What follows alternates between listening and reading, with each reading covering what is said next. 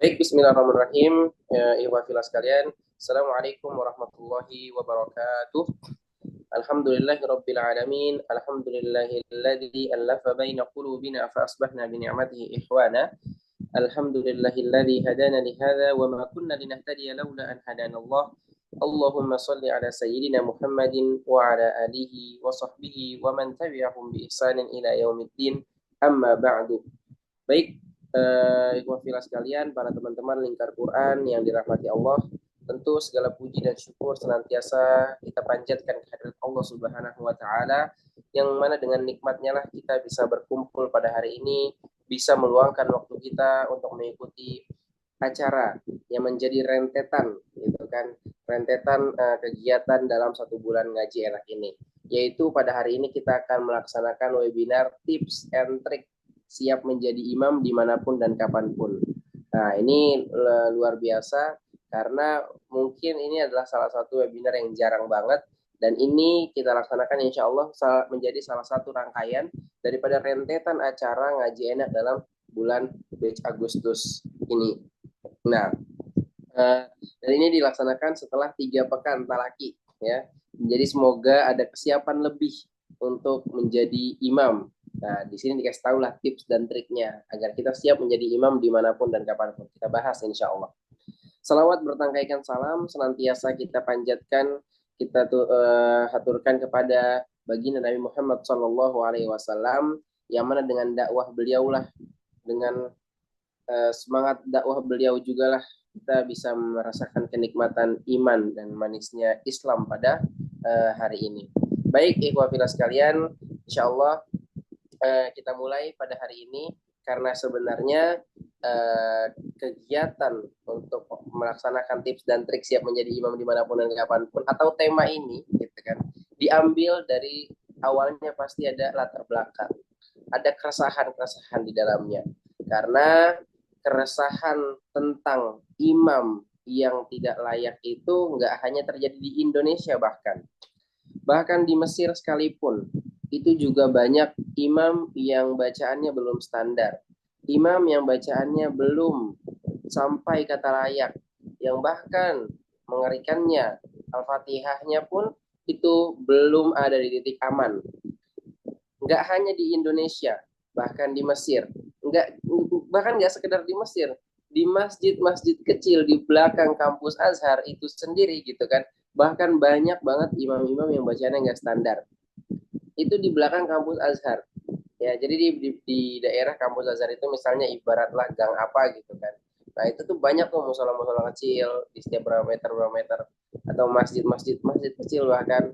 Nah di situ bahkan imam-imamnya pun banyak yang nggak standar, bukan masjid Azharnya ya, kalau masjid Azharnya itu sendiri ya bagus pasti imamnya, tapi di daerah di belakang kampus Azhar itu sendiri banyak banget imam yang belum standar.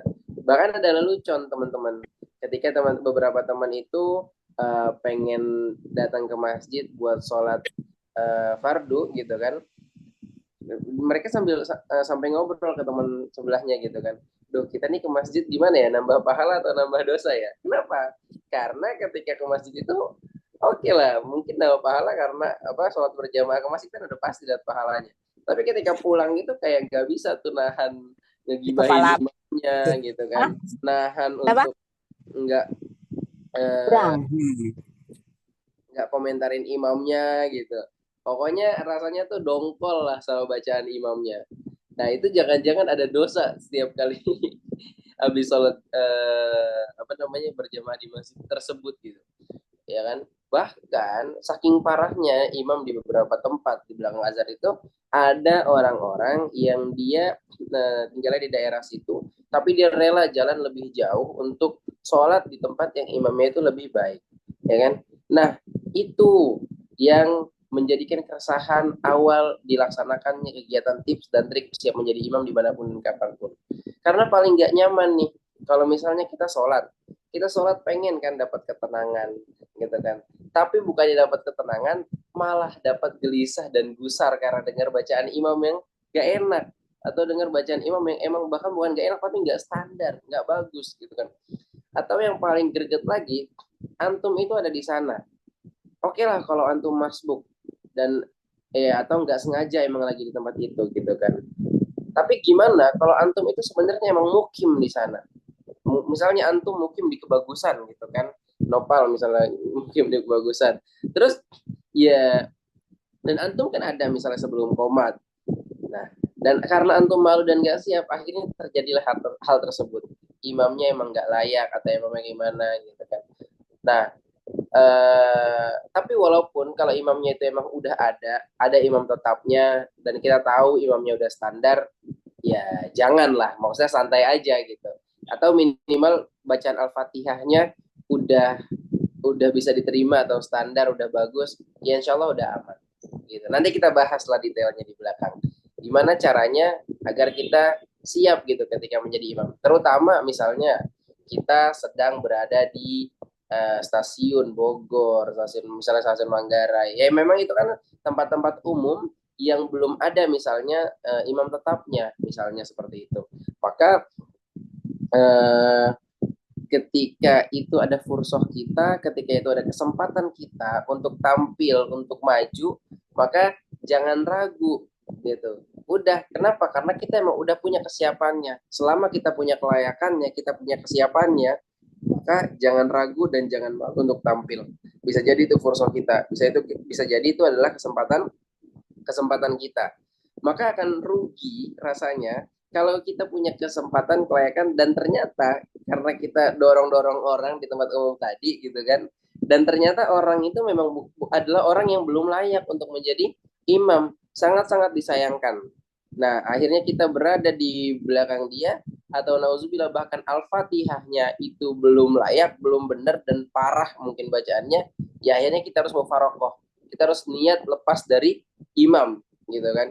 Nah, itu kan sayang banget. Padahal kita ada di situ dan kita bisa nih sebenarnya memimpin para jamaah untuk sholat dengan lebih nyaman, sholat untuk mendapatkan ketenangan yang lebih baik, kayak gitu. Nah, itulah keresahan-keresahannya. Kita akan bahas nanti detailnya di bawah. Di apa namanya dia selanjutnya. Alan ada si Azam. Selanjutnya latar belakang dan tujuannya. Tujuannya tentu aneh pribadi gitu kan, ingin menjadikan kegiatan ini salah satu kegiatan yang bermanfaat karena kita udah 3 pekan talaki. Apakah itu waktu yang cukup? Ya sebenarnya nggak cukup juga sih karena talaki itu memang butuh perjalanan yang panjang. Tapi gitu kan, setidaknya semoga ini bisa menjadi sebuah lecutan atau sebuah persiapan agar kita bisa lebih siap lagi untuk menjadi imam gitu. Ini sebuah gerakan kecil gitu kan agar antum itu berani ambil peran adalah mengimami dalam mengimami sholat. Sebenarnya kegiatan ini tuh udah lama ingin dilakukan, tapi ya momentumnya mungkin baru sekarang karena kita mengadakan ngaji enak di talaki dalam 1 bulan ini, dalam Agustus ini. Sebenarnya ini terketuk buat aneh pribadi gitu kan latar belakangnya gitu. Terketuk ketika tahun 2020 atau 2021 gitu. Ada mall besar di Mesir, namanya Mall City Star gitu. Suatu saat aneh itu diajak buka puasa sama teman dari Inggris. Bapak-bapak sih, namanya Ustadz Said. Nah, tapi kita belajarnya bareng. Jadi habis belajar bareng, beliau ngajakin, banyak duitnya tuh orang. Terus ayo kita buka puasa yuk. Nah dia mah nggak mau buka puasa di tempat yang kecil, di mall, mall gede. Nah terus sambil nonton bola gitu kan. Habis itu maghrib lah kalau nggak salah. Nah habis itu maghrib kita sholat lah di masjid mall gitu kan, atau musola mall. Nah ketika maghrib itu nggak ada yang mau jadi imam, tapi beliau tuh bilang makan, kamu aja nanti yang jadi imam. Nah ternyata ada orang Mesir yang dia itu berani untuk jadi imam gitu kan. Lalu sama orang Inggris ini, sama teman aneh ini tegur. Lalu sama hal hafiz al Quran gitu. Kamu hafal Quran emangnya gitu. Itu sebelum jadi imam. Unik banget. Itu sebelum jadi imam. Aneh kan kaget juga ya.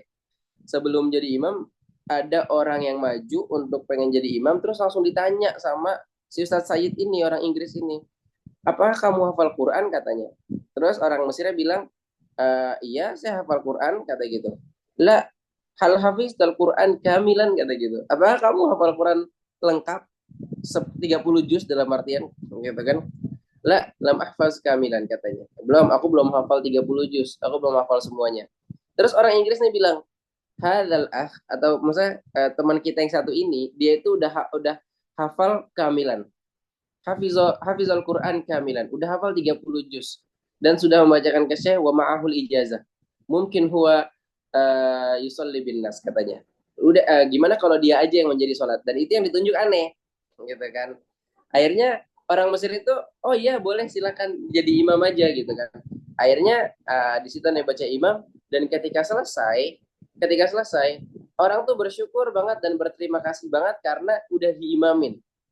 Ternyata teman-teman semuanya, orang pun senang dan nyaman kok kalau kita berani ambil peran dan emang kita layak atas peran tersebut. Imam contohnya, ya, yaitu kejadian waktu di Mesir, gitu. Ya, itu kejadian waktu di Mesir. Walaupun nanti keadaannya itu atau waqi'inya dalam kenyataannya itu disesuaikan dengan keadaan di daerah masing-masing. Contoh, bisa jadi di Indonesia berbeda dengan yang kita tahu gitu kan, misalnya. Oh, misalnya imamnya udah tua banget, atau nah nanti kita bahas. Atau kita misalnya kita nggak bisa geser, ya nggak ada masalah gitu. Nah, tapi yang harus digarisbawahi adalah kelayakan. Yang harus digarisbawahi adalah standar bacaan. Semakin layak bacaan kita, semakin bagus standar bacaan kita, maka ya tadi orang akan nyaman, orang akan senang juga ketika kita imamin. Kalau belum standar bacaan kita, ya sadar, Mbok ya ikut kegiatan tahsin gitu kan. Setiap bulannya ada nih, insya Allah nih di lingkar Quran ini gitu ya. Ngaji enak ini insya Allah ada. Agustus kemarin ada, ini udah pekan terakhir, insya Allah di September kita adakan lagi. Oktober ada, insya Allah November ada, hingga Desember insya Allah ada. Efeknya insya Allah pelan-pelan akan terasa gitu. Tujuan ini selaras dengan kegiatan yang kita lakukan di bulan ini, yaitu tahsin. Kita udah ngelakuin 3 pekan ini gitu kan. Karena sebenarnya aneh ngelihat dalam 3 pekan tahsin ini aja banyak sebenarnya orang-orang yang punya potensi, teman-teman yang punya potensi, punya mental bagus, tapi bacaannya masih perlu dibengkelin. Ada nggak yang kayak gitu? Ada. Atau sebaliknya, gitu kan, bacaannya bagus tapi keberaniannya untuk memimpin, untuk jadi imam, untuk ambil peran malu, udah yang lain aja. Ada juga kayak gitu, ada gitu. Maka bengkel di kegiatan lingkar Quran ini sebenarnya bagus banget ya. Kalau 1 bulan ngerasain efeknya pelan-pelan itu semakin baik, maka jangan berhenti di 1 bulan. Talak itu nggak cukup 1 bulan, lanjut ke bulan berikutnya, lanjut ke bulan berikutnya.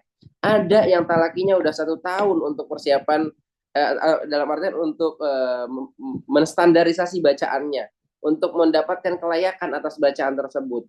Ada yang udah setahun, ada yang dia udah bagus terus dia talaki 3 bulan dan akhirnya semakin mantap lagi bacaannya gitu. Jadi ketika antum punya potensi atau bahkan antum punya modal, pernah pesantren 6 tahun, pernah pernah lomba bahkan dulunya, dan ikut kegiatan Quran di lingkaran Quran ini, insya Allah efeknya akan menjadi jauh lebih baik.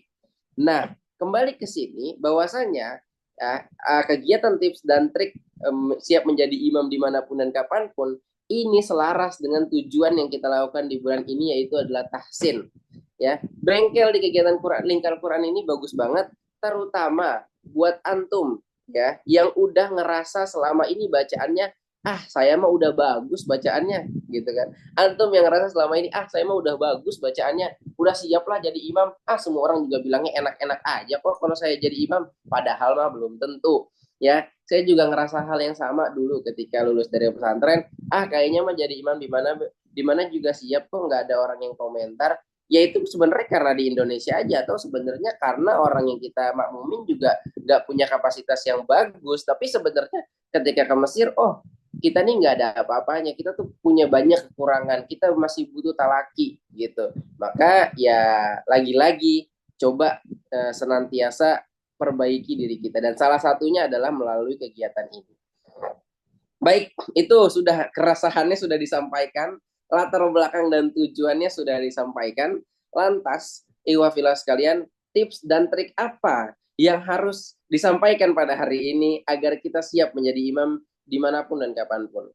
Maka, tips nomor satu, yang pertama adalah ambil kelayakan atau standarisasi bacaan. Hukumnya ini wajib banget. Kalau kita pengen jadi imam, kalau kita pengen siap jadi imam dimanapun dan kapanpun, maka layaknya bacaan kita itu berhukum wajib. Standarnya bacaan kita itu kudu, itu harus. Susah nggak? Enggak kok. Gampang banget malah insya Allah kalau mau fokus, kalau mau usaha, kalau mau luangin waktu. Teman-teman di sini kita udah talaki 3 pekan gitu kan. Lalu kita siapkan bacaan buat jadi imam nih di pekan terakhir, di pekan keempat insya Allah besok di hari Selasa. Ya kemarin kita tahsin tilawah, nah nanti di pekan keempat gitu kan, atau bahkan beberapa orang udah mulai gitu kan untuk setoran bizzihan atau bil goib. Ada yang setoran dari ad-duha atau anas gitu kan, ad-duha sampai anas. Ada yang bacaan, oh saya mah hafal 20 juz misalnya, saya mah kalau misalnya jadi imam bacanya tuh baca surat Toha misalnya, baca surat Maryam, saya pengen setoran dong diperbaiki bacaan ahlan wa sahlan gitu. Atau misalnya saya emang nggak banyak hafalannya, cuma surat-surat pendek aja, yuk kita benerin bacaan surat pendeknya, kita ambil standarisasi bacaannya, kita ambil kelayakan atas bacaan surat-surat pendek kita, sehingga ketika kita nanti menjadi imam, bacaan surat pendek kita itu adalah bacaan yang benar, bukan bacaan yang salah panjang pendeknya, bukan bacaan yang salah gunnahnya. Karena ternyata ada yang selama ini kita udah baca tuh ad-duha sampai anas atau misalnya al-fajar, itu salahnya salah mulu di situ, salah mulu di situ. Itulah saatnya kita memperbaiki pada kegiatan-kegiatan kita hari ini. Ya, ambil standarisasi bacaannya. Bisa jadi kita nggak sadar kalau itu adalah sebuah kesalahan kalau kita tidak setorkan, kalau kita nggak ambil kelayakan atau standarisasi bacaan ini. Paling minimal Al-Fatihah, karena itu menjadi sebuah ruknun min arkanis sholah. Ya, lalu surat-surat pendek itu kan bacaan imam, paling mah bacaan imam di maghrib, bacaan imam di isya gitu kan, atau subuh. Kalau di Indonesia mah ya nggak apa-apa, minimal surat pendek. Tapi setidaknya bacaan Al-Fatihah dan surat-surat pendek kita adalah bacaan-bacaan yang standar, bacaan yang layak untuk kita memimpin menjadi imam. Ya, nggak apa-apa kalau misalnya levelnya tadi apa surat pendek dong bang, gimana dong, nggak apa-apa, ambil kelayakan dan standarisasi bacaan itu wajib hukumnya di seluruh ayat yang udah kamu hafalkan gitu. Seluruh ayat yang udah dihafalin bacaannya harus standar, bacaannya harus layak, agar kelak ketika baca di sholat itu bacaan adalah bacaan yang benar. Oke, hukum belajar tajwid itu apa? Fardu kifayah, oke. Tapi baca Quran pakai tajwid yang benar itu fardu ain, kudu, harus. Maka dibenerin seluruh hafalannya. Al-Fatihahnya dibenerin, surat-surat pendeknya dibenerin, atau surat-surat Al-Baqarahnya misalnya dibenerin. Bisa jadi banyak yang salah-salah atau banyak yang panjang pendeknya. Oh, saya nggak tahu ya, baru tahu ya ternyata baca Al-Quraisy tuh kayak gini ya gitu. Makanya nih ahlan wasahlan buat teman-teman yang emang tahsinnya udah oke. Udah nyobain nih di bulan kemarin atau bulan-bulan sebelumnya pernah ikut tahsin, kegiatan tahsin bin nazor alias baca gitu ya. Maka boleh banget antum ikut program tahfiz di bulan selanjutnya yaitu bulan September, agar bacaannya nggak surat-surat pendek lagi. Minimal misalnya surat An-Naba lah misalnya dihafal, atau Al-Baqarah tipis-tipis, kan itu makin mantep tuh ya kan. Misalnya nih novel misalnya udah pernah hafal 3 juz, ya dikembalikan 3 juznya, dikembalikan 5 juznya, sehingga ketika nanti jadi imam terawih dicoba misal Al-Baqarah lumayan misalnya kayak gitu, atau misalnya Al-Imran gitu kan, atau siapapun itu Elham misalnya dulu dulu udah pernah hafal berapa 8 juz misalnya atau berapa juz, alan wasahlan ditahfizkan hafalan-hafalan yang udah pernah distorkan. Nah, itu akan makin enak, akan makin nyaman lagi. Yang selanjutnya adalah bernafas dengan baik. Ya, tadi yang pertama apa? Ambil standarisasi dan juga kelayakan bacaan. Ya, yang udah kita laksanakan kayak gini. Yang selanjutnya adalah ketika kita ingin menjadi imam, maka kita harus bernafas dengan baik, teman-teman.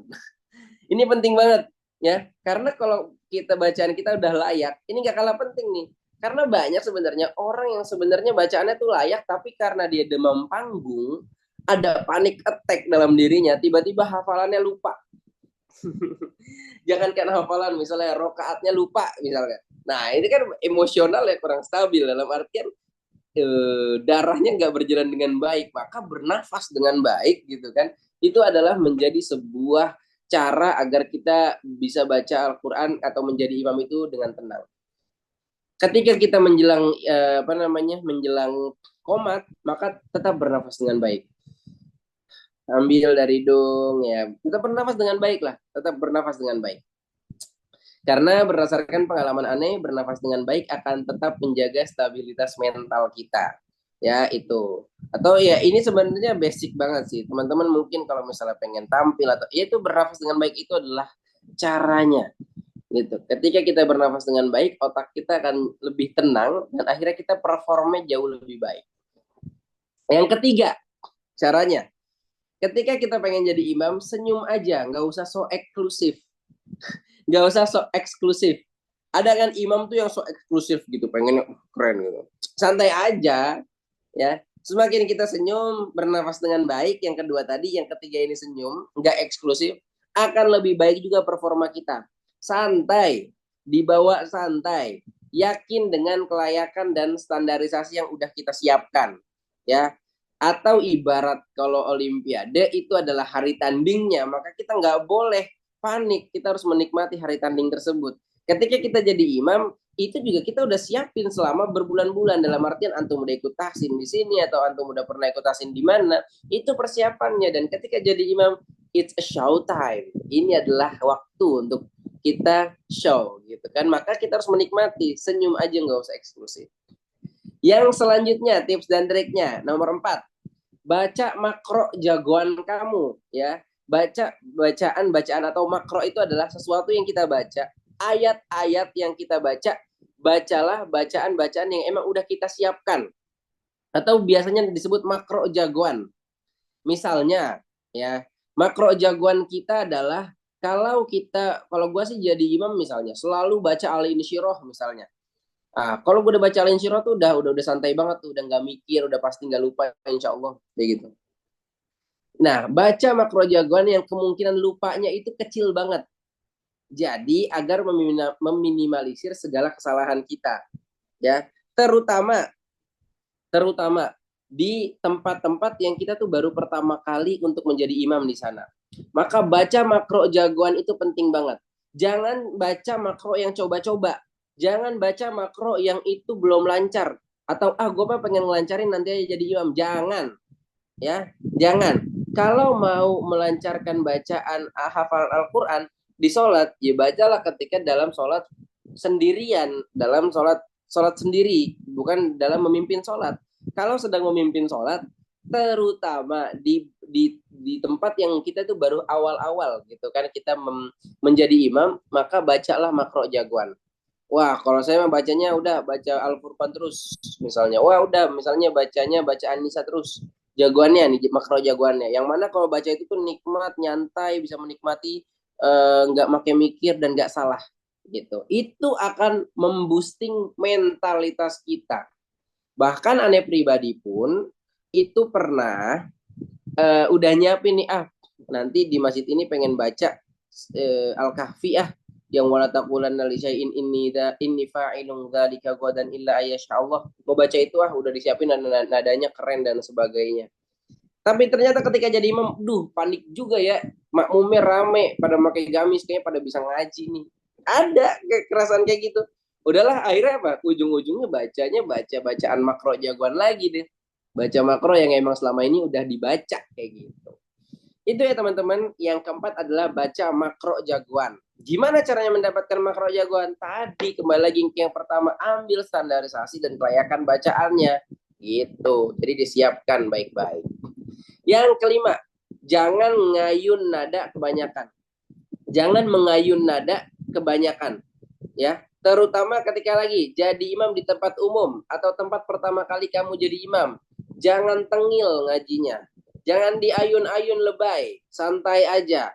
Karena tujuan kita mimpin sholat dengan bacaan yang benar, tujuannya itu kita itu mimpin sholat dengan bacaan yang benar. Bukan mimpin sholat biar orang bilang kita itu pinter ngaji atau ngajinya enak dan lain-lain. Oke lah kalau ngajinya emang enak.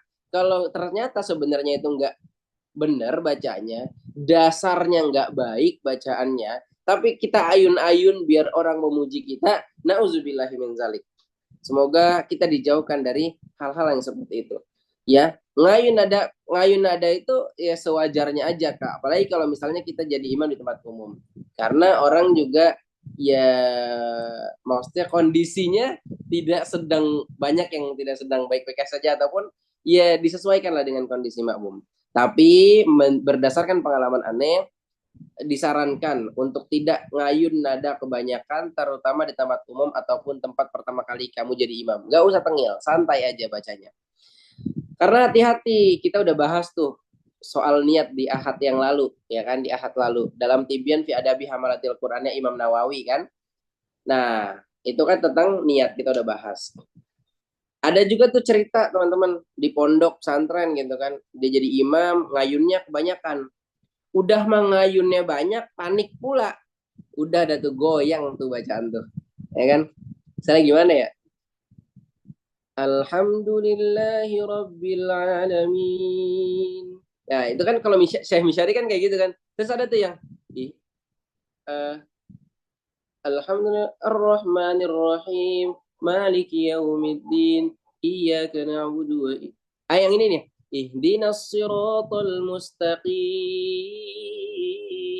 Kan susah ya ngayunnya. Nah, terus dia mau udah dipaksain ayun di situ, terus panik. Jadinya udah goyang banget dah gitu.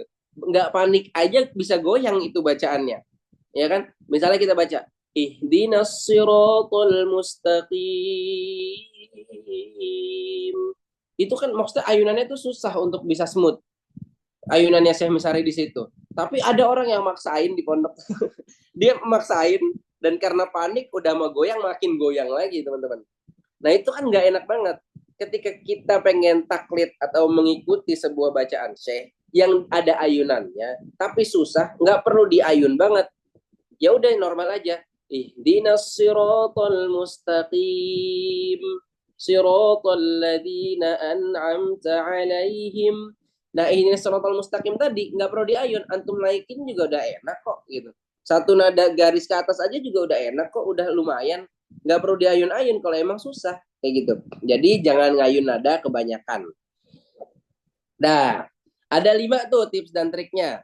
Itu yang tips dan trik normal standar, teman-teman. Bisa dilakukan di rumah, di keluarga kecil, atau di musola, atau tempat umum. Itu standar. Yang penting kita mimpin sholat, bacaan imamnya oke, cara-cara menjadi imamnya udah begitu dulu aja. Tapi ada tips yang next level. Contohnya, kita pengen 30 juz Ramadan. Menjadi imam bacanya 30 juz Ramadan. Maka hafal Quran 30 juz itu wajib, itu next level, gitu kan. Atau antum ada di sini yang apa namanya pengen imam 30 juz Ramadan, maka kalau antum udah hafal 30 juz tadi kan karena itu wajib, antum boleh baca. Ya kan karena itu adalah sholat sunnah. Nah, ada tuh Al-Quran ya bahkan pakai Al-Qurannya pun tipsnya pakai Al-Quran yang besar gitu kan, pakai Al-Quran besar yang dia ditaruh gitu, jangan pakai Al-Quran yang kecil gitu. Tapi tadi tetap harus hafal dulu biar nggak salah-salah, karena kalaupun antum itu baca gitu kan pakai Quran yang gede sekalipun tapi antum belum pernah hafal baca Al-Anbiya, baca Al-Hajj misalnya, itu nggak bakal enak bacanya, pasti ada salahnya. Kemungkinan besar ada salahnya beberapa. Dan itu nggak nyaman bacanya. Akan panik atau enggak kita butuh fokus yang gede banget gitu kan. Maka kita tetap harus hafal dulu biar nggak salah-salah. Pakai Quran gede. Nah, kenapa? Karena ada kejadian tuh orang imam Ramadan gitu kan baca 1 juz di Qiyamul Lail, tapi makanya pakai Quran kecil. Ngantuk-ngantuk kayaknya itu juga, gitu kan. Jadi aneh bacaannya teman-teman. Jadi aneh bacaannya. Padahal mungkin dia sebenarnya hafal, tapi karena dia pakai Quran kecil dan dalam keadaan ngantuk akhirnya, jadi nggak kegendong bacaannya, nggak bagus bacaannya, gitu. Ya inilah tips-tips next level. Kalau pengen imam 30 juz Ramadan, harus disiapkan hafalannya harus 30 juz hafalnya. Boleh baca, boleh. Pakai Quran yang gede, pakai Quran yang gede, jangan pakai Quran yang kecil. Nah, ada juga misalnya yang pengen nanya, Bang, gimana kalau misalnya pengen baca pakai kiroat yang berbeda, bukan kiroat hafaz gitu kan? Ya maka kabarin dulu teman-teman, kabarin dulu ke makmumnya. Apalagi di Indonesia, Pak, saya akan pakai kiroat A, B, C, D, tapi baca hafaz ahsan teman-teman. Nah, Kenapa hafaz? Karena dia adalah yang paling banyak tersebar di seluruh dunia ini. Terutama di Indonesia juga orang-orang rata-rata pakai hafaz. Boleh nggak pakai qiraat yang lain? Boleh, tapi disarankan untuk dikabarkan terlebih dahulu. Atau ahsannya adalah antum memang punya masjid yang memang orang tahu imam tetapnya adalah antum dan ya enak tuh antum untuk berinovasi di sana. Kayak gitu ya.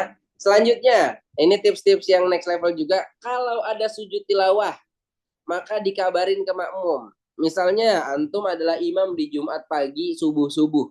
Adalah sebuah normal ketika di subuh Jumat itu antum membacanya As-Sajadah dan juga Al-Insan. Dan sebagaimana kita tahu di surat As-Sajadah itu ada sujud tilawah. Ya, walaupun rata-rata orang udah pada tahu, tapi tetap kabarin insya Allah. Ya, ini ahsannya kayak gitu. Di rakaat pertama atau rakaat kedua gitu. Kita akan ada sujud tilawah. Jadi biar orang tuh ya kan banyak kejadiannya gitu kan. Orang Allahu Akbar ruku dia malah Allahu Akbar sujud dia malah ruku gitu kan. Ada yang kayak gitu. Apalagi subuh-subuh ngantuk wajar lah. Jadi kabarin dulu. Nah, selanjutnya, tips selanjutnya adalah siapin temen di belakang buat jaga-jaga kalau salah atau batal, teman-teman. Nah, biasanya dipakai pas sholat rawatib ketika kita baca urut atau ketika kita imam qiyamul lail atau imam tarawih. Jadi kalau misalnya kita imam tarawih misalnya atau imam qiyamul lail, kita tariklah satu teman kita yang memang bacaannya juga udah layak. Tolong nanti di belakang aneh ya buat benerin bacaan aneh. Kalau misalnya aneh salah gitu.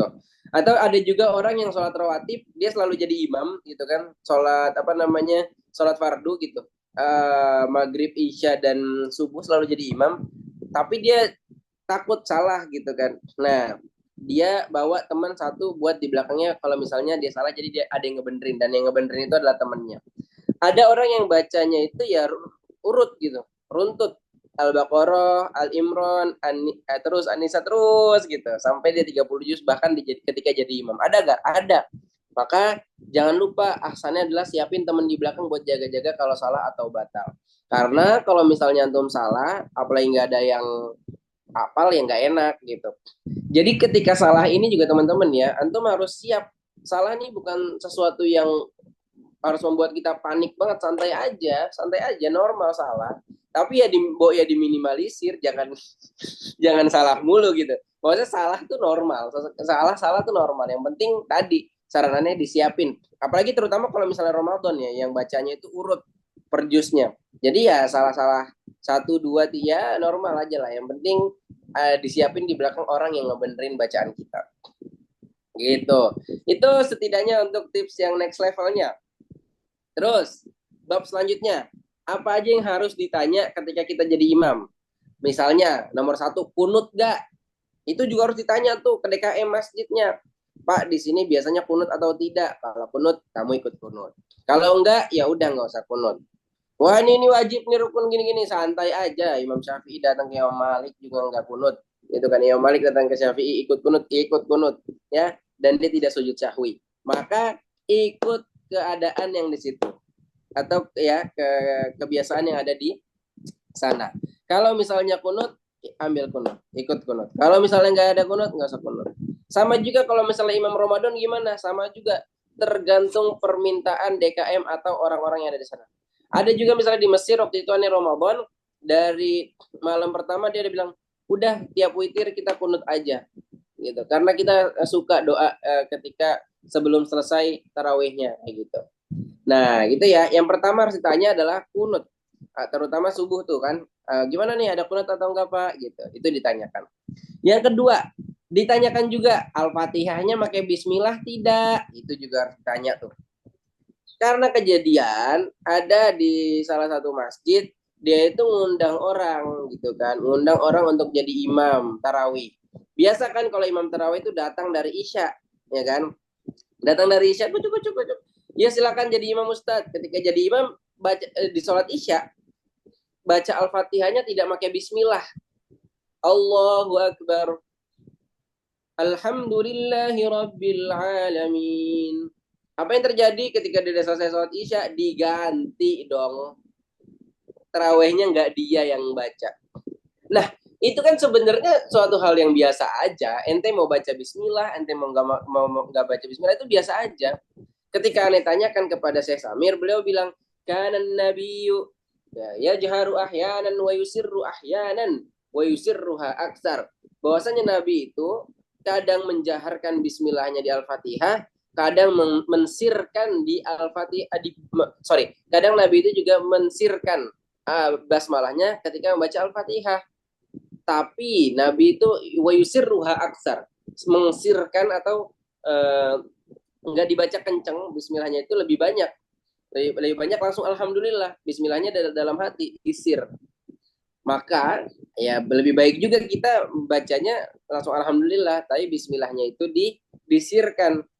Nah, itu kan hitung-hitungan kita. Tapi kalau misalnya nanti antum menjadi imam di suatu tempat yang ada DKM-nya, yang antum diminta untuk jadi imam di sana, tanya, Pak, mau pakai bismillah atau enggak?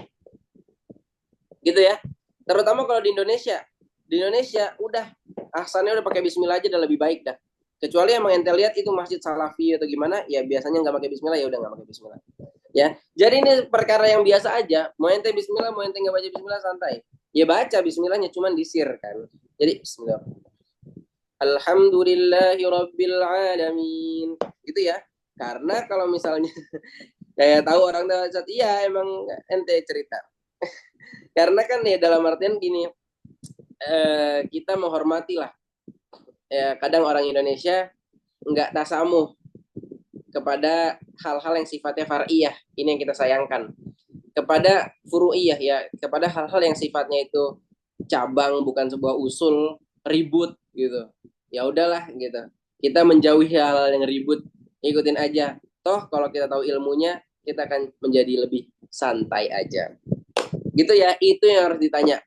Atau yang harus ditanya juga, rukunya di sini gimana? Karena aneh juga pernah nih kejadian pengalaman. Aneh ruku terlalu cepat, padahal mungkin buat kita standar aja ruku kayak gitu. Tapi ternyata di beberapa tempat ada orang yang rukunya tuh maunya lama. Ruku maunya lama beneran. Nah, itu juga harus ditanya. Atau ya dilihat aja lah gitu. Rata-rata kalau di Indonesia sih normal aja sih, biasa aja. Lah, terus apa lagi yang harus dilakukan? Tadi kan yang harus ditanya. Sekarang yang harus dilakukan.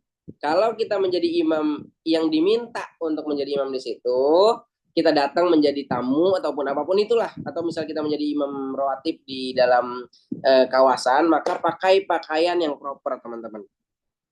Ya, pakai pakaian yang proper. Ya kan nggak enak juga, bahkan kalau misalnya kita di tempat umum, kita pakai apa namanya celana yang bolong-bolong, walaupun hafalan kita banyak juga nggak enak kan buat kita jadi imam karena pakaian kita nggak proper. Maka pakai pakaian yang proper, ya. Kalau sholat aja itu menghadap kepada Allah, kita ini nggak sekedar sholat tapi kita imam sholatnya, kita yang memimpin sholat tersebut. Maka pakaian kita setidaknya adalah pakaian yang proper, ya, menutup aurat gitu kan. Atau misalnya kalau kita menjadi imam Ramadan ya mbok ya disiapin pakai peci dan lain-lain, atau pakai jubah dan lain-lain. Itu ya, itu yang harus dilakukan. Yang harus dihindari sekarang, yang harus dihindari pertama kalau kita jadi imam yang harus dihindari adalah nggak fokus. Nggak fokus ini keturunannya apa? Salah rokaat, teman-teman. Lupa rokaat. Nah ini harus dihindarin banget, lupa salah rokaat. Ya, karena kalau kita salah rokaat nantinya kita sujud sahwi lah gitu. Ya kan itu bakal menjadi catatan, apalagi orang Indonesia tuh kalau ada catatan kayak gitu tuh langsung catatan banget nih. Nah, maka fokus, ambil napas tadi menjadi suatu hal yang penting banget agar kita nggak salah rokaat. Lupa itu wajar kok. Maka diulang lagi. Misalnya gini, kalau misalnya kita lupa gitu, itu wajar. Tetap tenang aja, ya. Kalau orang nganggap kita lupa itu sebuah kesal gimana? Enggak, santai aja. Lupa itu wajar. Yang nggak wajar adalah antum yang nggak nyiapin bacaan standarisasi atau kelayakan bacaan itu baru nggak wajar. Antum pengen jadi imam tapi nggak mempersiapkan kelayakan bacaan, itu nggak wajar. Tapi kalau antum udah nyiapin terus karena panik atau nggak fokus antum lupa, ya wajar aja. Ada orang atau rata-rata syekh itu ketika dia menjadi imam rawatib dan dia itu membaca urut gitu kan, yang tadi Anda bilang dari juz 1, juz 2, juz 3 terus gitu kan. Ketika dia ada salahnya, ya biasanya beliau ulang lagi gitu. Beliau ulang lagi di sholat berikutnya. dengan makro yang sama, dengan ayat yang sama yang tadi udah salah. Sehingga apa? Ya karena pengennya bacanya ya bener kan, pengen bacanya lebih baik, bacanya lebih bagus gitu. Atau juga hindarin kalau kita jadi imam tuh lagi stres banget gitu kan. Nah, kita butuh media untuk pindah dari dunia yang stres tadi itu ke dalam sholat. Karena kan sholat itu kalau kata Nabi, arih Nabi haya Bilal. Kita beristirahat dengan sholat. Sholat itu istirahatnya. Nah, ibarat kayak kita tuh pemain film. Kalau pemain film tuh suka cerita tuh, misalnya Dian Sastro. Saya, ya kan pemain film itu kan dia menjadi aktor atau aktris kan, dia harus masuk ke dalam peran yang dia lagi perankan gitu kan. Misalnya dia di dalam perannya itu menjadi orang yang kaya banget, menjadi peran antagonis. Tapi sebenarnya dia adalah orang yang lembut dalam real life-nya. Maka dia butuh media untuk masuk ke dalam peran tersebut. Sama juga ketika kita ingin menjadi imam, kita butuh media untuk pindah dari dunia yang berisik ini, misalnya kita tiba-tiba menjadi imam. Setidaknya nafas 3 kali itu semoga bisa menjadi media kita. Atau sebenarnya teman-teman, media yang terbaik yang menjadi pengalaman aneh adalah qomat. Ketika kita lagi dunia itu berisik, tapi kita harus menjadi imam, maka qomat itu menjadi media pindahnya kita dari dunia yang berisik itu kepada dunia sholat. Ya, itu ya, kalau itu aneh merasakan media yang efektif adalah qomat. Ketika qomat, apalagi kalau di Mesir nih, qomat itu adalah imam. Jadi qomat kita, jadi aneh yang qomat lalu aneh yang imam. Tapi ketika qomat itu rasanya pindah tuh perlahan dari dunia yang berisik. Jadi ketika kita sholat, kita menjadi fokus, lupa atas dunia yang berisik tadi gitu. Itu ya, kita butuh media untuk masuk ke situ. Nah, ini juga mungkin Anda juga nggak tahu ya, maksudnya jarang juga pasti orang yang ngomong kayak gini. Selanjutnya, baca kepanjangan ini harus dihindari ya, masih harus dihindari. Baca kepanjangan itu harus dihindari teman-teman. Ya, baca kepanjangan harus dihindari. Mentang-mentang baru ikut misalnya nanti tahfiz di bulan September, udah hafal nih surat An-Nisa, udah hafal nih surat Maryam, udah baca 2 halaman. Jangan gitu juga gitu. Baca kepanjangan tuh nggak boleh juga gitu. Apalagi di maghrib, di isya, di maghrib yang orang waktunya sedikit, atau apalagi di tempat umum. Wah, tempat umum mah udah baca surat pendek aja. Ya, baca kepanjangan jangan. Baca panjang tuh di subuh normalnya. Itu pun kalau proper makmumnya. Kalau emang makmumnya itu emang semangat. Dalam artian siap untuk baca. Apalagi terutama kalau kita menjadi imam di tempat yang udah kenal sama kita. Imam di tempat yang kita memang menjadi imam tetap di situ. Baca panjang di subuh ya wajar-wajar aja, normal. Itu pun lagi-lagi memperhatikan keadaan makmum. Kalau maghrib ya kudu pendek. Mau panjang banget ya qiyamul lail no pas Ramadan ente baca no. Iya, imam qiyamul lail pas Ramadan 1 juz biasanya. Nah, bahkan di Mesir ada yang 3 juz gitu. Waduh, gokil. Insyaallah. Nah, tadi jangan lupa siapin teman dibilang buat jaga-jaga, itu udah dibahas. Nah, itu yang harus dihindari teman-teman. Lalu yang selanjutnya adalah tadi perhatikan makmum. Kalau makmumnya udah lelah, orang yang tua pengennya segera cepet aja, ya udah baca yang pendek aja.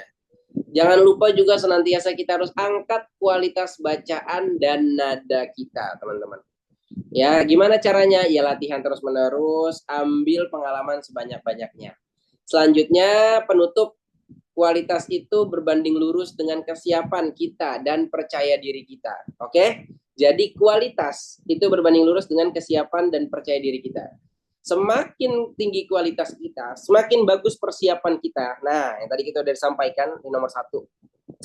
Semakin bagus kualitas dan persiapan kita, akan semakin siap juga diri kita untuk menjadi imam. Akan semakin pede juga kita menjadi imam.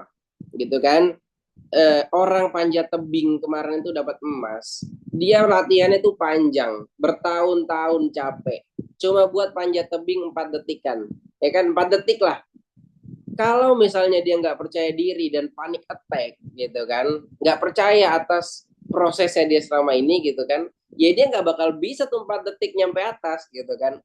Dalam artian teman-teman semuanya, percaya diri atau nyamannya dia atau bisa menikmatinya di dalam pertandingan itu pasti sesuai dengan latihan, atau kualitas yang dia miliki. Gitu ya.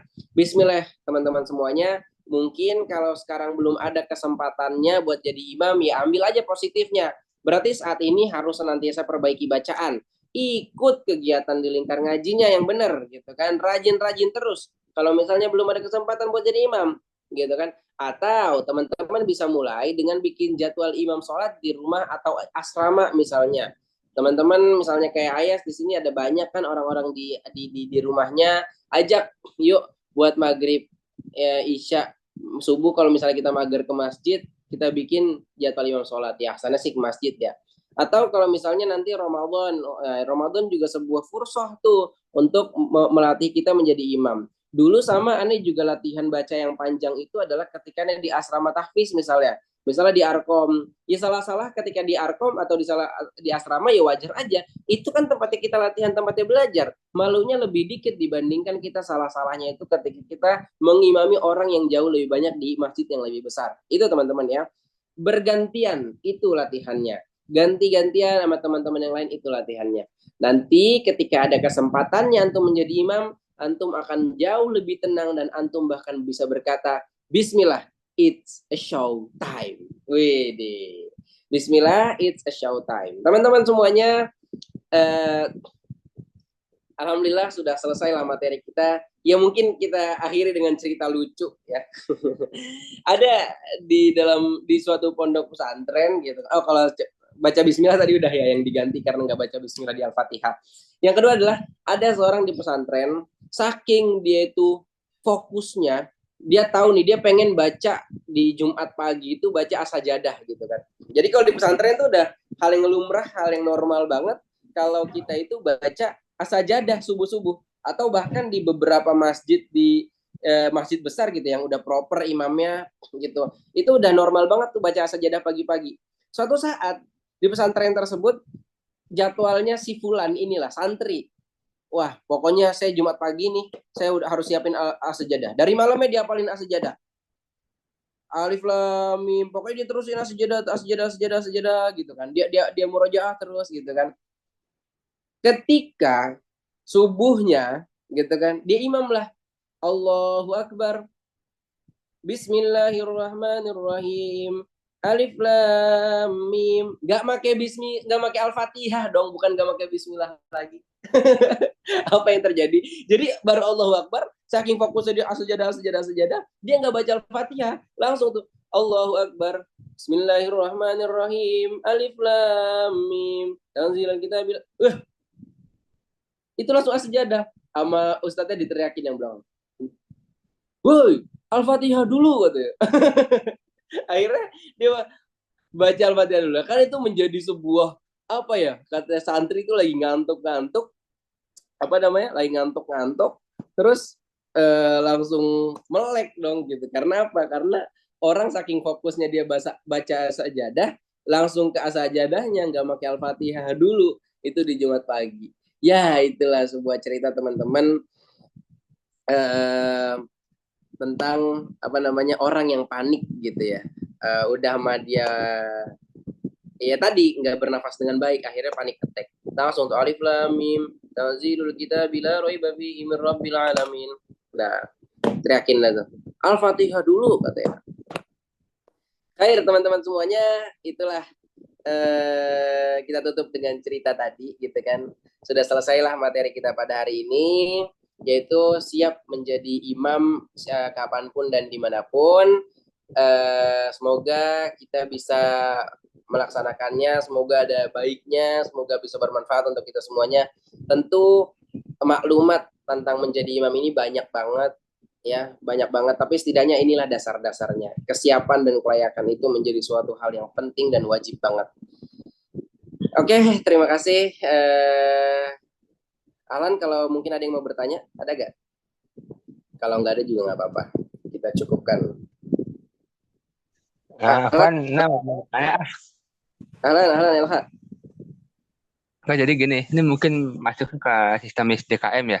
Jadi gini, untuk tadi kan kriteria imam seperti apa ya, apa kesiapan kapasitas. Jadi gini, kalau misalnya kita udah tahu sebuah DKM, sebuah masjid yang mau dipenuhi imam tetap, ya walaupun memang standarannya nggak bagus, tapi kita bisa menilai bahwa ada imam tersebut itu kayak kurang gitu loh. Kayak Iya, maksudnya bahkan itu dia nggak jelas bacanya, baca apa surat apa tuh nggak jelas. Nah, even kita mau kritik ketika mata apa tuh bagaimana caranya kita untuk apa menyampaikan. Nah, dan ini terjadi di lingkungan aneh sebenarnya sih. Ketika aneh apa bilang ke istri, aneh pengen sekali maju di imam, dia bilang nggak bisa, nggak boleh. Kita nggak sopan sama orang lebih tua gitu. Itu kayak itu bagaimana cara kita untuk mengkomunikasi atau edukasi gitu lah ya. iya. Hal ini juga ini berkaitan dengan waki'i, dengan kenyataannya gitu kan. Fikih itu kan ada banyak. Ada fikih nusus, ada fikih aulawiyat, ada fikih waki'i salah satunya. Ya, kenyataannya gitu kan. Nah, kenyataannya gimana nih kalau misalnya seperti itu? Hal ini pun LH, aneh pernah tanyakan ke Syekh Samir bilang, gimana kalau misalnya kayak kejadian kayak gitu? Kalau Syekh Samir bilangnya, ya coba antum ngomong baik-baik bahwasanya saya kuliah di misalnya dia bilang gitu kan, saya kuliah di ini, saya udah hafal 30 juz dan bersama saya punya ijazah dan lain-lain kayak gitu kan, kiroat dan lain-lain. Nah, saya aja kan ngomong kayak gitu, tapi kan kenyataannya nggak bisa kan, gitu kan. Kenyataannya kadang hal kayak gitu berat banget untuk disampaikan, apalagi terutama di Indonesia yang memang imamnya itu udah tetap banget gitu. Eh Kalau keadaannya seperti itu, kalau mungkin kalau di Indonesia karena ini juga belum berkecimpung kan akhirnya di Indonesia. Jadi hal yang tadi pun belum aneh lakuin kayak saya Samir tadi. Tapi mungkin kita bisa lebih aktif. Misalnya kita ikut aktif di DKM tersebut, akhirnya orang lebih mengenal kita, apa namanya, personal branding ya LH ya. Nah, jadi orang tuh tahu tentang kita gitu. Ketika misalnya nanti ada pengajian dan orang tahu bacaan kita itu adalah bacaan yang layak, nah one day mungkin semoga kita punya dapatlah kesempatan untuk baca di situ. Tapi lagi-lagi itu memang suatu hal yang berat, itu suatu hal yang sulit di Indonesia kayak gitu, yang memang harus dibenahi ya dari DKM-nya atau dari kebiasaan orangnya. Makanya ketika kita punya panggung di suatu tempat nantinya, misalnya antum punya yayasan sendiri, antum akhirnya punya musola sendiri, nah antum bina pola pikir orang-orang tuh bukan yang soal yang tua-tua doang yang bisa jadi imam, padahal nggak layak, tapi yang layak dia bisa menjadi imam. Kayak gitu ya, LH. Nah, memang itu adalah suatu hal yang sulit. Aneh juga merasakan kalau misalnya bacaan imam di situ nggak layak gimana gitu. Ya bahkan kalau aneh pribadi, aneh termasuk yang picky. Picky itu milih-milih.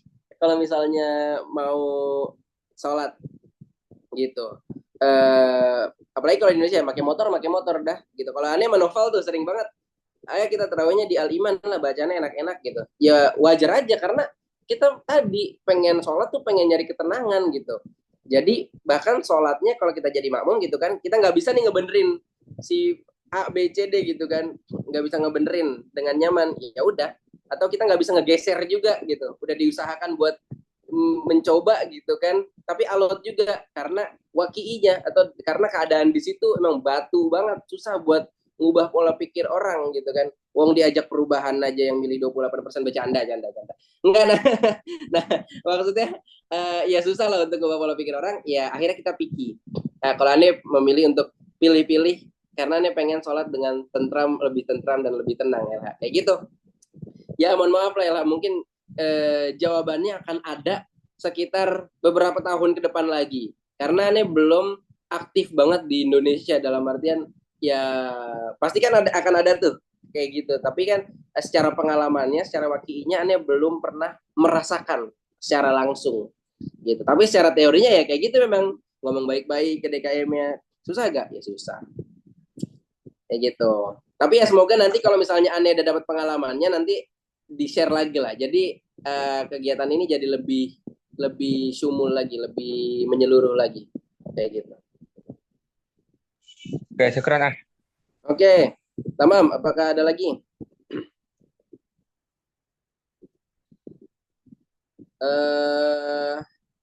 Oke, tamam ya. Kalau gitu cukup. Memang itu adalah sebuah apa namanya keadaan dalam atau realitas dalam negara kita yang memang harus menjadi PR gitu kan. Ya karena wajar juga gitu, wajar juga LH, yang Anda lihat atau teman-teman semuanya, yang Anda lihat imam muda itu baru eksis beberapa tahun kebelakangan ini, 5 tahun kebelakangan, ya kan? Banyak namanya imam muda, imam-imam yang memang proper gitu. Jadi kebutuhan masjid di Indonesia itu kan banyak banget. Tapi orang yang proper itu nggak di setiap daerah ada. Walaupun inilah apa namanya sir atau rahasia dari belajar tajwid itu fardu kifayah gitu kan. Karena biar ada orang yang bacaannya standar minimal satu di kampung tersebut biar bisa jadi imam gitu kan. Nah, kalau dia bisa jadi imam, bacaannya layak kan enak. Tapi ternyata di Indonesia ini kebutuhannya sebanyak itu. Tadi jangankan di Indonesia, di Mesir pun kayak gitu sama permasalahannya. Ya kebutuhannya banyak, tapi orang yang bisa baca jadi imam layak dan standar itu nggak banyak. Nah, walaupun Anda lihat trennya ini udah positif. Tren imam muda, tren imam-imam yang seumuran kita dan bacaannya layak itu banyak banget, dan dia mulai berani ambil panggung di beberapa masjid-masjid. Tapi rata-rata yang berani ambil itu adalah masjid-masjid yang punya duit, masjid-masjid yang bagus, yang gede-gede. Masjid-masjid yang kecil ini masih nggak kesentuh gitu. Ya, inilah juga menjadi PR bagi imam muda seperti kita. Ya, kita harus bisa lebih menjangkau dimanapun itu kita berada. Dalam artian kalau kita berada di tempat A, kita harus bisa menjangkau masjid di daerah situ. Kayak gitu ya. Dan juga kita nggak cuma sampai di situ aja, kita juga mengkader orang-orang agar memiliki kelayakan yang siap juga dari segi bacaan Al-Quran. Sehingga nanti opsi untuk menjadi imam itu nggak cuma si fulan satu doang dalam kampung itu, tapi juga opsinya menjadi banyak. Ada si A, si B, si C, dan si D. Gitu kan. Memberdayakan orang-orang yang ada di kampung dari segi kelayakan bacaan Al-Quran, apalagi bisa siap menjadi imam. Nah, kita dari satu imam kita doang bisa siap mengkader menjadi 4 imam tambahan. Wah, itu kan sebuah hal yang luar biasa banget kan. Nah, itulah yang kita lakukan, mungkin setidaknya bisa kita lakukan sebagai anak muda. Kalau kita nggak bisa geser yang tuanya, setidaknya kita bisa mengkader orang-orang mudanya agar siap menjadi pengganti atas Rijal yang di sana. Ya kan? Syubhanul yaum, kita hari ini Rijalul Bad. Kita yang nanti akan menjadi berperan atau menjadi Rijal di masa depan. Gitu, teman-teman semuanya. Terima kasih. Mohon maaf kalau misalnya banyak kurangnya. Tentu yang benar datang dari Allah, yang kurangnya dari aneh. Wallahul muwaffiq ila aqwamit thoriq. Assalamualaikum warahmatullahi wabarakatuh.